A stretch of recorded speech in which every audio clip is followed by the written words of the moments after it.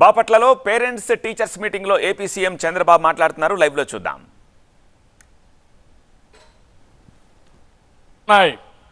ఒకసారి డ్రగ్స్ కి అలవాటు పడితే ఇంకా మన మనుషులు మన చేతుల్లో ఉండరు. సెల్ ఫోన్ కూడా అంతే. ఏదైనా వ్యసనానికి అలవాటు పడితే ఆ వ్యసనమే మన పిల్లల్ని మన జీవితాలను నాశనం చేస్తుంది. మీకు సెల్ ఫోనే కదా అని యూట్యూబ్కి వెళ్ళిపోయి 24 గంటలు చేస్తా కూర్చుంటే ఇంకా పనులు చేసే పరిస్థితిలో ఉండరు.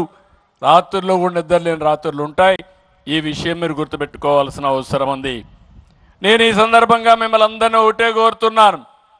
టీచర్స్ ఉన్నారు, నాకు టీచర్స్ అంటే ఒక గౌరవం. నేను ఈ కార్యక్రమాలు ఇప్పుడు చేయలేదు. ఇప్పటి వరకు మీరు చూస్తే దగ్గర 11 డిఎస్సీలు పెట్టి 1,50,000 మందికి టీచర్ ఉద్యోగాలు ఇచ్చిన ప్రభుత్వం తెలుగుదేశం ప్రభుత్వం అని చెప్పి కూడా నేను మీకు తెలియజేస్తున్నా. ప్రతి సంవత్సరం పెట్టేవాళ్ళం. మిడి కవర్ తో మీ మాతృత్వ కలలను సాకారం చేసుకోండి. ఇప్పుడు IOI పై 50%, IVF పై 20,000 తగ్గింపు మరియు పొందండి ఉచిత కన్సల్టేషన్ తో పాటు ఫ్రీ అల్ట్రాసౌండ్ స్కానింగ్. డిఎస్ అనేది కంపల్సరీగా పెట్టేవాళ్ళం. ఎంతమంది రిటైర్ అయితే ఆ పోస్టులన్నీ కూడా రిక్రూట్ చేసేవాళ్ళం. భవిష్యత్తులో కూడా హామీ ఇస్తున్నా. ఈ సంవత్సరం ఎడ్యుకేషన్ మినిస్టర్ గారు రేపు జూన్ కంతా మళ్ళా స్కూల్స్ ప్రారంభించే లోపల టీచర్ని మొత్తం రిక్రూట్ చేయడమే కాకుండా ట్రైనింగ్ ఇచ్చి మొదటి రోజున వాళ్ళు స్కూల్కి వచ్చే పరిస్థితి తీసుకురావాల్సిన అవసరం ఉంది. ప్రారంభించిన మొదటి రోజునే కొత్త టీచర్లందరూ కూడా పొజిషన్ చేసే బాధ్యత తీసుకోవాలి. ఆ తర్వాత నెక్స్ట్ ఇయర్ నుంచి ఎక్కడికక్కడ ప్రతి సంవత్సరం డిఎస్సి ఉంటుంది. వాళ్ళకు కూడా ఒక పర్టికులర్ టైం ఇస్తాం. అవన్నీ ఇచ్చి మళ్ళీ కొత్తగా సంవత్సరం క్యాలెండర్ స్కూల్స్ ప్రారంభించే ముందే వాళ్ళందరినీ కూడా పొజిషన్ చేస్తాం.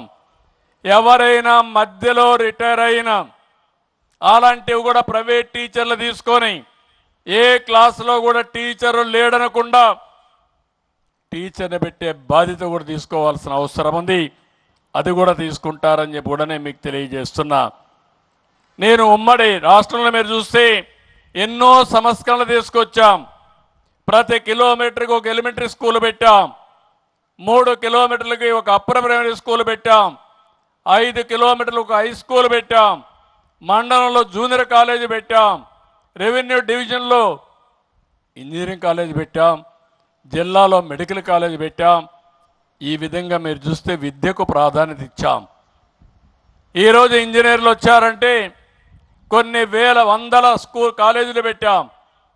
డాక్టర్లు వచ్చారంటే 10ల సంఖ్యలో మెడికల్ కాలేజీలు తీసుకొచ్చాం. దానివల్ల మన వాళ్ళు డాక్టర్లు అయ్యారు, ఇంజనీర్లు అయ్యారు, బ్రహ్మాండంగా చదువుకొని ముందుకు పోయే పరిస్థితికి వచ్చారు. ఇంకో పక్క